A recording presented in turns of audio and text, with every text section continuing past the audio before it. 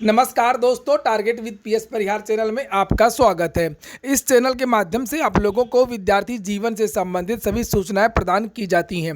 उसी क्रम में आज की इस वीडियो में हम लोग बात करेंगे माध्यमिक शिक्षा सेवा चयन बोर्ड की भर्ती टीजीटी और पीजीटी की।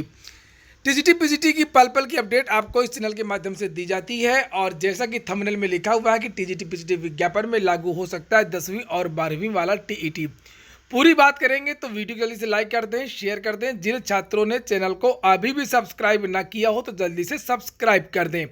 मीडिया रिपोर्ट्स की माने तो इसी साल के टीजीटी पीजीटी के विज्ञापन में जो टीईटी है वो अनिवार्य टीईटी लागू हो जाएगा और छात्र संगठनों ने इसका विरोध करना शुरू कर दिया। ये आज ही का समाचार पत्र है जिसमें लिखा इंटर तक होगा टीईटी, गाइडलाइन 31 मार्च तक यूपी में टीजीटी पीजीटी आ सकता है दायरे में।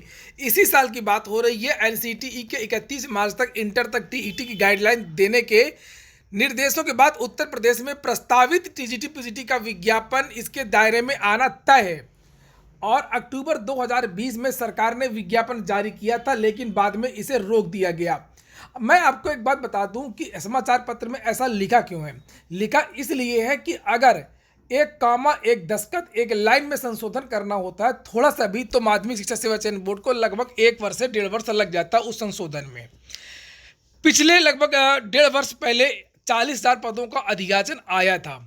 उसमें फिर एक संशोधन था कि इस बार गणना करवा लिया जाए कि वास्तविक संख्या कितनी है।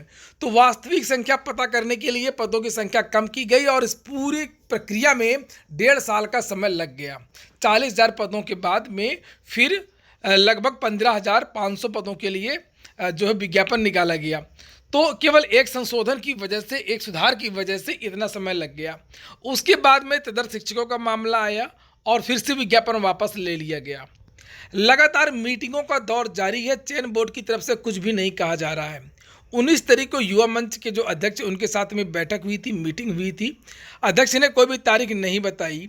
उसके बाद में आज प्रतियोगी छात्र मोर्चा के साथ में भी मीटिंग हुई थी। उसके बाद उस मीटिंग में भी गोलमोल जवाब दिया और कुछ कहा नहीं चयन बोर्ड ने। चयन बोर्ड ने केवल ये कहा कि बहुत जल्द विज्ञापन जारी कर देंगे। और इसीलिए जो समाचार पत्र हैं, जितने सभी समाचार पत्रों में ये लिखा हुआ है कि अब जल्दी जो विज्ञापन है वो टीजीटी पीजीटी का नहीं आएगा और 31 मार्च के बाद ही आएगा और तब तक उत्तर प्रदेश में जो है वो जो 10वीं और 12वीं वाला टीईटी है वो लागू हो जाएगा। बहुत सारी बातें यहाँ पर और भी लिखी हुई हैं कि देश भर के स्कूलों में अब प्राइमरी से लेकर के इंटर तक शिक्षकों की नियुक्ति को शिक्षक पात्रता परीक्षा यानी टीईटी इसी वर्ष लागू हो जाएगी। एनसीटीई 31 मार्च तक इंटर तक टीईटी गाइडलाइन तैयार करते हुए जारी कर देगी। दोस्तों, मैं आप लोगों से एक बात और बता दूं, मैं तो आप लोगों को पल पल की अपडेट देता हूं पूरी मेहनत से, लेकिन आप लोग वीडियो को ना तो उतना लाइक करते हैं ना ही शेयर करते हैं। तो आप लोग जो अपनी तरफ का काम है वो पूरा किया करिए और जो मेरे बस का काम है वो मैं अपना पूरा करता हूँ। इसलिए वीडियो को आप लोग शेयर ज़रूर कर दिया करिए और लाइक भी करते रहा करिए।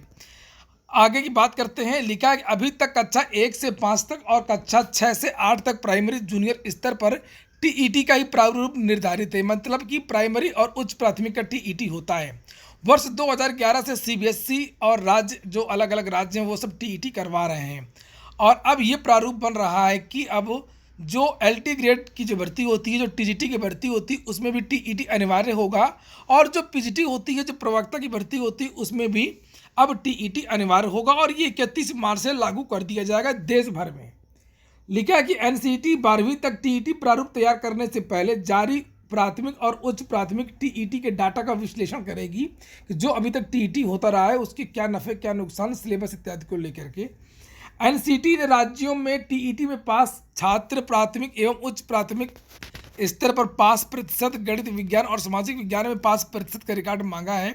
चूंकि पूर्व में टीईटी में अनेक राज्य, एजेंसी और संगठनों पर सवाल उठाए गए थे, ऐसे में एनसीटी इंटर तक टीईटी के प्रारूप से पहले व्यापक स्तर पर विश्लेषण करेगी।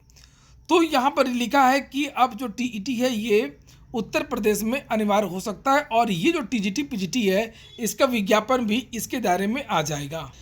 देखिए, यहाँ पर लिखा है कि जो एनसीटी ने 31 मार्च तक के लिए निर्देश दिया है और विज्ञापन में भी समय लगेगा। लिखा है उत्तर प्रदेश में टीजीटी और पीजीटी के विज्ञापन में समय लग सकता है। फिलहाल 18 फरवरी से एडिट जूनियर हाई स्कूलों की नियुक्ति प्रक्रिया शुरू करने जा रहा है। इसके लिए टीईटी की पहले से ही व्यवस्था है। तो आप लोग एडिट जूनियर हाई स्कूलों के बारे में सोचिए, लेकिन टीजीटी पीजीटी आपकी जो भर्ती है वो पूरी तरीके से लटक चुकी है। वहीं पर युवा मंच की तरफ से इसका विरोध किया गया, प्रेस विज्ञप्ति भी जारी कर दी गई है। लिखा है, टीजीटी पीजीटी को टीईटी के दायरे में लाने की एनसीटीई के प्रस्ताव संबंधी मीडिया रिपोर्ट्स पर छात्रों में रोष उत्पन्न हो गया है। युवा मंच इस प्रस्ताव का विरोध करेगा। चयन बोर्ड अध्यक्ष द्वारा आश्वासन भरोसा लायक नहीं है। चूंकि लगातार भरोसा दिया गया है, लेकिन अब चयन बोर्ड के अध्यक्ष पर बिल्कुल विश्वास नहीं किया जा सकता है। और लिखा है, टीईटी के पेज से अब टीजीटी पीजीटी विज्ञापन में हो सकती है और देरी।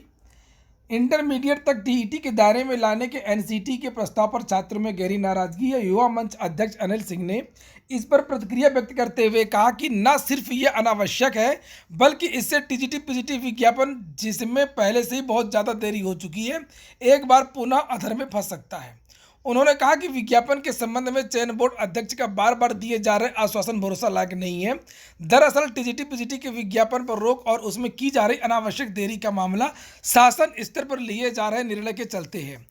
उन्होंने बताया कि अक्टूबर 2019 में ही चयन बोर्ड पर 32 दिनों तक युवा मंच के बैनर तले धरना प्रदर्शन के बाद 40,000 पदों का अधियाचन चयन बोर्ड को प्राप्त हो गया था।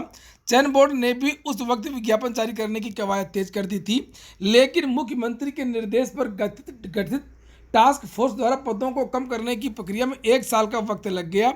इसके बाद तदर्थ शिक्षकों के मामले जानबूझकर विधिक अड़चन के नाम पर विज्ञापन रद्द कर दिया गया। इसके बाद संशोधित विज्ञापन अभी तक नहीं आया, लेकिन एनसीटीई के नए फरमान से विज्ञापन के फंसने की संभावनाएं जताई जा रही हैं। इसके लिए पूरी तरीके से सरकार जिम्मेदार है। दरअसल सरकार का मकसद रिक्त पदों को भरना है ही नहीं।